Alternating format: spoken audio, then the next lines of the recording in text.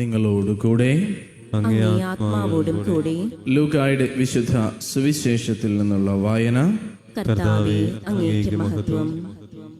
അധ്യായം 4, തിരുവചനങ്ങൾ 31 മുതൽ. അക്കാലത്ത് യേശു ഗലീലയിലെ ഒരു പട്ടണമായ കഫർനാമിൽ എത്തി സാബത്തിൽ അവരെ പഠിപ്പിച്ചുകൊണ്ടിരുന്നു. അവൻ്റെ പ്രബോധനത്തിൽ അവർ വിസ്മയഭരിതരായി, കാരണം അധികാരത്തോട് കൂടിയതായിരുന്നു അവൻ്റെ വചനം. അവിടെ സിനഗോഗിൽ അശുദ്ധാത്മാവ് ബാധിച്ച ഒരുവനുണ്ടായിരുന്നു. അവൻ ഉറക്കെ നിലവിളിച്ച് പറഞ്ഞു, നസറായനായ യേശുവേ, നീ എന്തിന് ഞങ്ങളുടെ കാര്യത്തിൽ ഇടപെടുന്നു?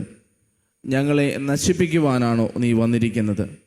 നീ ആരാണെന്ന് എനിക്കറിയാം, ദൈവത്തിൻ്റെ പരിശുദ്ധൻ. യേശു അവനെ ശാസിച്ചു പറഞ്ഞു, മിണ്ടരുത്, അവനെ വിട്ടുപോകൂ.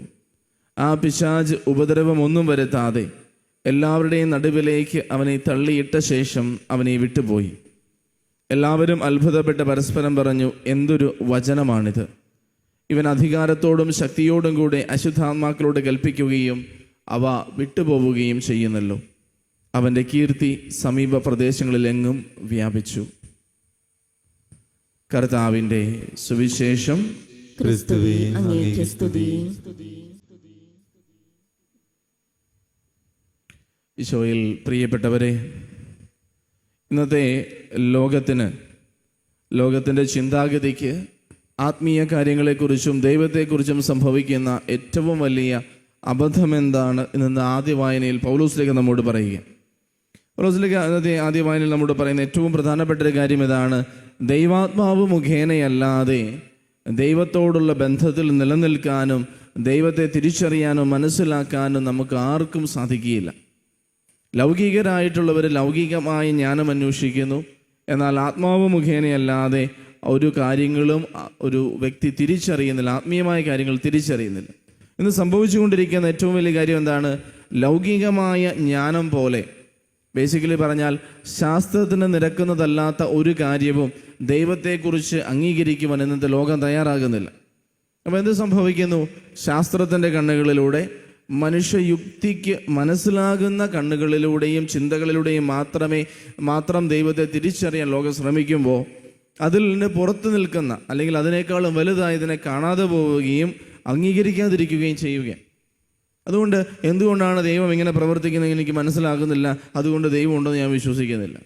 അല്ല, ദൈവം ഉണ്ടെങ്കിൽ ഇങ്ങനെ ചെയ്യുമോ, ദൈവം ഉണ്ടെങ്കിൽ അങ്ങനെ ചെയ്യുമോ എന്നുള്ള പല ചിന്തകളും കടന്നു വരുന്നത് തങ്ങളുടെ യുക്തിക്കപ്പുറമുള്ളൊരു ദൈവത്തെ സ്വീകരിക്കുവാനും, അല്ലെങ്കിൽ തങ്ങളെക്കാൾ വലുതാണ്, തങ്ങൾക്ക് ചിന്തിക്കാനാവാത്ത വിധം അപ്രാപ്യമാണ് ദൈവത്തിൻ്റെ ജ്ഞാനമെന്ന് തിരിച്ചറിയാൻ സാധിക്കാതെ പോകുന്ന ഇന്നത്തെ ലോകം ഒരുപക്ഷെ കണ്ണടച്ചിരുട്ടാക്കുന്നത് പോലെ ദൈവത്തെ ഇങ്ങനെ മറന്നു കളയാനും ദൈവത്തെ ഇഗ്നോർ ചെയ്യാനും ദൈവമില്ല എന്നൊക്കെ അങ്ങ് ചിന്തിച്ച് സ്ഥാപിച്ചെടുക്കാനും ശ്രമിക്കുക.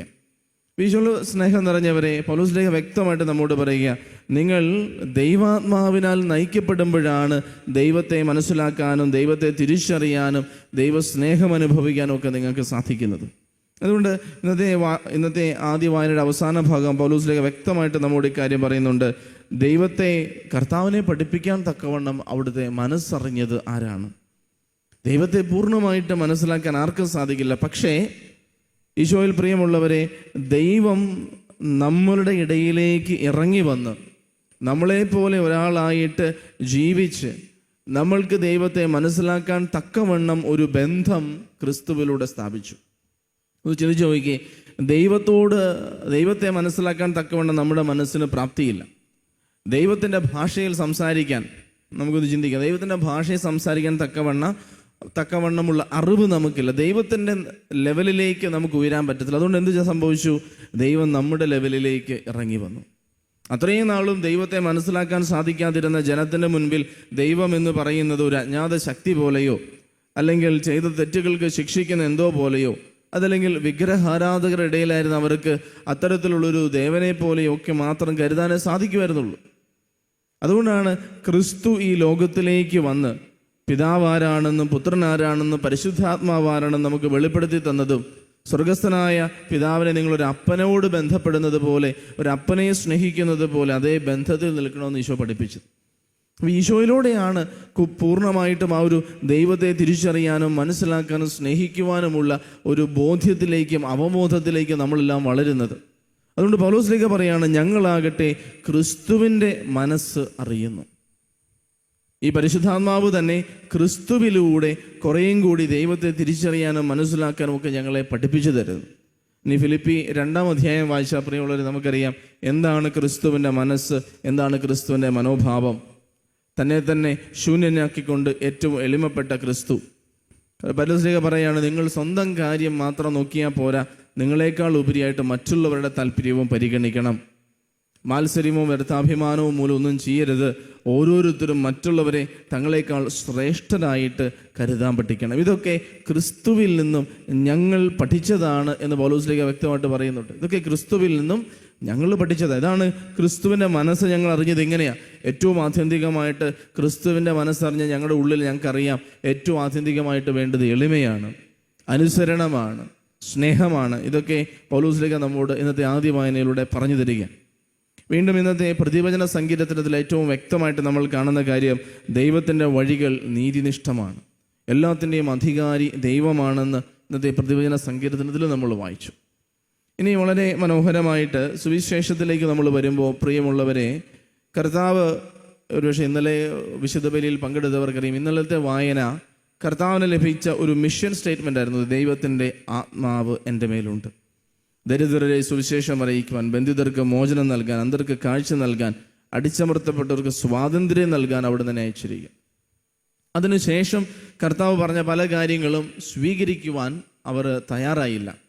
വിജാതീയരുടെ ഇടയിൽ ദൈവം പ്രവർത്തിച്ച കാര്യങ്ങൾ കർത്താവ് പറഞ്ഞു. അപ്പോൾ തങ്ങളുടെ ചട്ടക്കൂടിന് പുറത്തു നിൽക്കുന്ന ഒരു പ്രബോധനവും സ്വീകരിക്കാൻ ജനം തയ്യാറായില്ല. വചനം പറയുന്നു, കർത്താവിനെ അവർ തള്ളിയിടാൻ കൊണ്ടുപോയി കർത്താവ് അവരുടെ ഇടയിലൂടെ നടന്നു പോയി. പ്രിയ സ്നേഹം എന്ന് പറഞ്ഞവരെ, ഈ വചനങ്ങളൊക്കെ നമ്മൾ വായിക്കുമ്പോൾ നമ്മൾ ചിന്തിക്കേണ്ട ഒരു കാര്യം ഇതാണ്, എനിക്ക് ഇഷ്ടമുള്ളത് മാത്രമേ ഞാൻ തിരഞ്ഞെടുക്കുന്നുള്ളൂ. ദൈവവചനം കേൾക്കുമ്പോൾ എനിക്ക് താല്പര്യമില്ലാത്തത് അല്ലെങ്കിൽ എന്നെ ചലഞ്ച് ചെയ്യുന്നത്. ഇസ്രായേൽ ജനത്തെ കർത്താവ് ചലഞ്ച് ചെയ്യുവാണ്, കർത്താവ് വെല്ലുവിളിക്കുകയാണ്, കർത്താവിനെ കൺഫ്രണ്ട് ചെയ്യുവാണ്. നിങ്ങളിത് സ്വീകരിച്ചില്ലെങ്കിൽ ഇത് നിങ്ങളിൽ നിന്നെടുത്ത് മറ്റുള്ളവർക്ക് നൽകപ്പെടും. കർത്താവ് ഇത് പറയുന്നത് ഇത് നഷ്ടപ്പെടുത്താതിരിക്കാൻ തക്കവണ്ണം അവരുടെ ഹൃദയം തുറക്കുന്നതിനാണ്. ഇനി കർത്താവിൻ്റെ പ്രവൃത്തികളിൽ ലൂക്കാസ് സുവിശേഷകൻ കടന്നു പോകുമ്പോൾ പ്രിയമുള്ളവരെ, നമ്മൾ കാണുന്നത് കർത്താവിൻ്റെ ദൈവത്വം വെളിപ്പെടുത്തുന്നതിന് വേണ്ടി സംഭവിക്കുന്ന ഓരോരോ കാര്യങ്ങൾ ലൂക്കാസ് സുവിശേഷകൻ പറയുക. അതിലാദ്യമായിട്ട് ഇന്ന് നമ്മൾ കേൾക്കുന്നത് കർത്താവ് സിനഗോഗിൽ വെച്ച് അശുദ്ധാത്മാവ് ബാധിച്ച ഒരുവനെ പുറത്താക്കാൻ, അശുദ്ധാത്മാവ് ബാധിച്ച ഒരു വ്യക്തിയെ സുഖപ്പെടുത്തുന്നത്.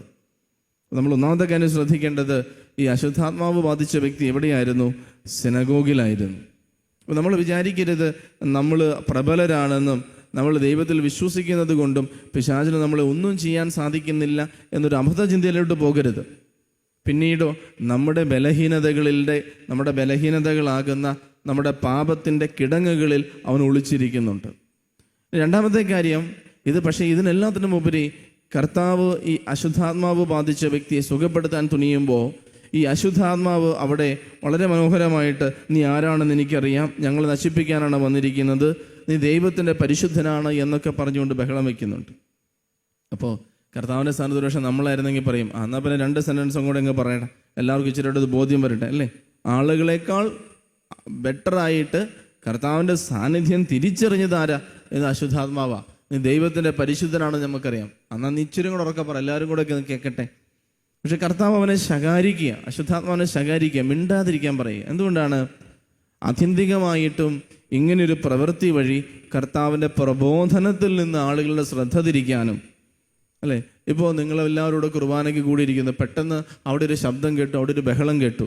അപ്പോൾ ഞാൻ പ്രസംഗം പറയാമെന്നൊന്നും നിങ്ങൾ നോക്കത്തില്ല, പെട്ടെന്ന് എന്നാ ശബ്ദം കേട്ടെന്ന് പറഞ്ഞ് നിങ്ങൾ അങ്ങോട്ട് തിരിഞ്ഞു നോക്കും അല്ലേ. ഇപ്പോൾ ഇരുന്നിരിപ്പിൽ ആരെങ്കിലും കസരുന്ന് താഴെ പോയി, പെട്ടെന്ന് നിങ്ങൾ അങ്ങോട്ട് ഓടിച്ചെല്ലും.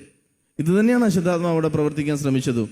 എന്താണ്? അവിടെ ബഹളം വെച്ച് കർത്താവിനെക്കുറിച്ച് അതും പറഞ്ഞ് ഇതും പറഞ്ഞ് കർത്താവ് പങ്കുവെച്ച് കൊടുക്കാനിരുന്ന ദൈവവചനത്തിൽ നിന്നും പ്രബോധനത്തിൽ നിന്നും ആളുകളുടെ ശ്രദ്ധ തിരിക്കുന്ന ഓരോരോ ചേഷ്ടകളും കാര്യങ്ങളുമൊക്കെ അവൻ കാണിക്കുക. ആ ആധുനികമായ അധികാരത്തോടെ കർത്താവ് അവനോട് പറയുകയാണ്, മിണ്ടരുത്, അവനെ വിട്ടു പോകണം. എന്നെ ശ്രവിക്കുന്ന പ്രിയമുള്ളവരെ, ഈ അധികാരം എനിക്കും നിങ്ങൾക്കും നൽകപ്പെട്ടിട്ടുണ്ട്. മാമോദീസ സ്വീകരിച്ച കുദാശകൾ സ്വീകരിക്കുന്ന, പാപങ്ങൾ ഏറ്റുപറഞ്ഞ് കുമ്പസാരക്കൂട്ടിൽ ഉപേക്ഷിക്കുന്ന ഓരോ വ്യക്തിയെയും കർത്താവിൻ്റെ അധികാരത്തിൽ പങ്കുപറ്റിക്കൊണ്ട് ഈ ഓരോ തങ്ങളെ ബാധിക്കുന്ന ഓരോ അശുദ്ധിയുടെ അരൂപികളോട് നേരെ നോക്കി നമുക്ക് പറയാൻ പറ്റും, ഞാൻ കൽപ്പിക്കുന്നു, മിണ്ടരുത്, എന്നെ വിട്ടുപോകണം. നമുക്ക് അധികാരം നൽകപ്പെട്ടിരിക്കുന്നുവെന്ന് പലപ്പോഴും പ്രിയമുള്ളവരെ നമ്മൾ തിരിച്ചറിയുന്നില്ല. നമ്മൾ പലപ്പോഴും ഒരു അശുദ്ധാരൂപി പുറത്തു പോകുമ്പോൾ ഇച്ചിരിയൊക്കെ ഡ്രാമാറ്റിക് ആയിട്ടുള്ള കാര്യങ്ങളൊക്കെ സംഭവിക്കുമെന്ന് നമ്മൾ വിചാരിക്കും. കാരണം നമ്മൾ പലപ്പോഴും നമ്മുടെ ഉള്ളിലുള്ള തിന്മയുടെ അരൂപികളെ തിരിച്ചറിയാതെയും പോകുന്നുണ്ട്. ആളുകൾ ഇന്ന് തിരിച്ചറിഞ്ഞൊരു കാര്യം ഇതാണ്: കർത്താവിന് അധികാരമുണ്ട്, ഈശോയ്ക്ക് അധികാരമുണ്ട്. വൈദികനായ ഞാൻ പ്രാർത്ഥിക്കുമ്പോൾ ഞാൻ പറയുകയല്ല, ജസ്റ്റിനച്ഛൻ്റെ അധികാരത്തിൽ ഞാൻ പറയുന്നു എന്ന് ഞാൻ പറയുകയല്ല. ഞാൻ എന്ത് പറയും? യേശു നാമത്തിൽ ഞാൻ കൽപ്പിക്കുന്നു, കർത്താവിൻ്റെ തിരുരക്തത്തിൻ്റെ അഭിഷേകത്തിൽ ഞാൻ കൽപ്പിക്കുന്നു, അല്ലെങ്കിൽ ഇന്ന തിരുവചനത്തിൻ്റെ അധികാരത്തിൽ ഞാൻ കൽപ്പിക്കുന്നു. അപ്പോൾ അധികാരം എൻ്റെയല്ല, എനിക്ക് നൽകപ്പെട്ടതാണ്. ഈശോ തനിക്ക് നൽകപ്പെട്ട തനിക്കുള്ള ആ അധികാരത്തിൽ നിന്നുകൊണ്ട് കൽപ്പിക്കുമ്പോൾ ഇവരെല്ലാം തിരിച്ചറിയുന്നൊരു കാര്യം, എല്ലാറ്റിലും ഉപരിയായൊരു അധികാരം യേശുവിനുണ്ട്. ഞാനിത് നിങ്ങളോട് പറയാൻ കാരണം, പ്രിയമുള്ളവരെ, നമ്മൾ പലതരം ജീവിതത്തിൻ്റെ ബുദ്ധിമുട്ടിലൂടെ കടന്നു പോകുമ്പോൾ, ഉദാഹരണത്തിന് അമിതമായൊരു ഭയം ഉണ്ടെന്ന് വിചാരിക്കുക. നിങ്ങൾ കർത്താവിൻ്റെ തിരുസന്നിധിയിലായിരുന്നു കൊണ്ട് നിങ്ങൾക്ക് പറയാം, യേശുവിൻ്റെ നാമത്തിൽ ഞാൻ കൽപ്പിക്കുന്നു, ഭയത്തിൻ്റെ അരൂപിയോ എന്നെ വിട്ടുപോകാൻ ഞാൻ കൽപ്പിക്കുന്നു. യേശു നാമത്തിൽ ഞാൻ കൽപ്പിക്കുന്നു, ഭയത്തിൻ്റെ അരൂപി എന്നെ വിട്ടുപോകട്ടെ. ഈ അധികാരം നമുക്ക് നൽകപ്പെട്ടിട്ടുണ്ട്. ക്രിസ്തുവിനോട് ചേർന്ന് നിൽക്കുന്ന, ക്രിസ്തുവിനോട് കൂടെയായിരിക്കുന്ന, മാമോദിസ സ്വീകരിച്ച് കൂദാശകളിലൂടെ കടന്നു പോകുന്ന, കുമ്പസാരത്തിൽ പാപങ്ങൾ ഉപേക്ഷിക്കുന്ന. കാരണം ക്രിസ്തുവിനോടുള്ള ബന്ധത്തിൽ നിൽക്കാത്തവർക്ക് ഈ അധികാരമില്ല. ക്രിസ്തുവിനോടുള്ള ബന്ധത്തിൽ ചേർന്ന് നിൽക്കുന്നവർക്ക് ഈ അധികാരമുണ്ട്. അതുകൊണ്ട് പ്രിയമുള്ളവരെ, നിങ്ങൾ നിരാശയിലൂടെ കടന്നു പോകുമ്പോൾ പറയാം, യേശുനാമത്തിൻ്റെ അധികാരത്തിൽ എൻ്റെ ഉള്ളിലുള്ള നിരാശയുടെ അരൂപിയെ ഞാൻ ഉപേക്ഷിക്കുന്നു. അതല്ലെങ്കിൽ എൻ്റെ ഉള്ളിലുള്ള അശുദ്ധി, അല്ലെങ്കിൽ വ്യഭിചാരത്തിൻ്റെ അരൂപിയെ, കോപത്തിൻ്റെ അരൂപിയെ, അലസതയുടെ അരൂപിയെ നിങ്ങൾ തിരിച്ചറിയുക. എൻ്റെ ഉള്ളിൽ ഞാൻ കടന്നു പോകുന്ന ഏകാന്തതയുടെ, വിഷമത്തിൻ്റെ അരൂപിയെ, സങ്കടത്തിൻ്റെ അരൂപിയെ ഞാൻ ഉപേക്ഷിക്കുന്നു. ദൈവസന്നിധിയിൽ ഈശോയോടുള്ള ബന്ധത്തിൽ നിന്നുകൊണ്ട് ഈ അധികാരത്തിൽ പറയാൻ എനിക്ക് സാധിക്കും. കാരണം ഈശോയോട് ചേർന്ന് നിൽക്കുന്നില്ലെങ്കിൽ അധികാരം നൽകപ്പെടുകയില്ല. പിതാവിൽ നിന്ന് വന്ന കർത്താവ്, പിതാവ് തനിക്ക് നൽകിയ അധികാരത്തിലാണ് ശിഷ്യരെ അയക്കുന്നത്, അല്ലേ? എനിക്ക് പറയാൻ പറ്റത്തില്ല, ഇപ്പം മുഖ്യമന്ത്രിയുടെ അധികാരത്തിൽ ഞാൻ നിങ്ങളോട് കൽപ്പിക്കുന്നു എന്ന് പറഞ്ഞാൽ നിങ്ങൾ ചോദിക്കും, അച്ഛനും മുഖ്യമന്ത്രി തമ്മിൽ എന്നാ ബന്ധം? ഞാൻ പറയുന്നത്, കാരിച്ചൻ പറയുന്നു നിങ്ങളോട് ഇന്ന കാര്യം ചെയ്യാൻ പറഞ്ഞാൽ നിങ്ങൾക്കറിയാം, കാരിച്ചൻ്റെ സുപ്പീറ്റർ എന്നോട് ഇത് പറഞ്ഞിട്ടുണ്ട്. അപ്പോൾ ഈശോയോട് ചേർന്ന് നിൽക്കുന്നവർക്ക്, വിശുദ്ധിയിൽ നിലനിൽക്കുന്നവർക്ക് ഈ അധികാരമുണ്ട്. പ്രിയമുള്ളവരെ, നമുക്കും പ്രാർത്ഥിക്കാം, കർത്താവേ, ഞങ്ങളുടെ ജീവിതത്തിൽ ഞങ്ങളെ ദൈവത്തിൽ നിന്ന് അകറ്റുന്ന എല്ലാ തിന്മയുടെ രൂപികളെ ഉപേക്ഷിക്കാൻ ഞങ്ങളെ ബലപ്പെടുത്തണമേ. ദൈവം നമ്മെല്ലാവരെയും അനുഗ്രഹിക്കട്ടെ. ആമേൻ.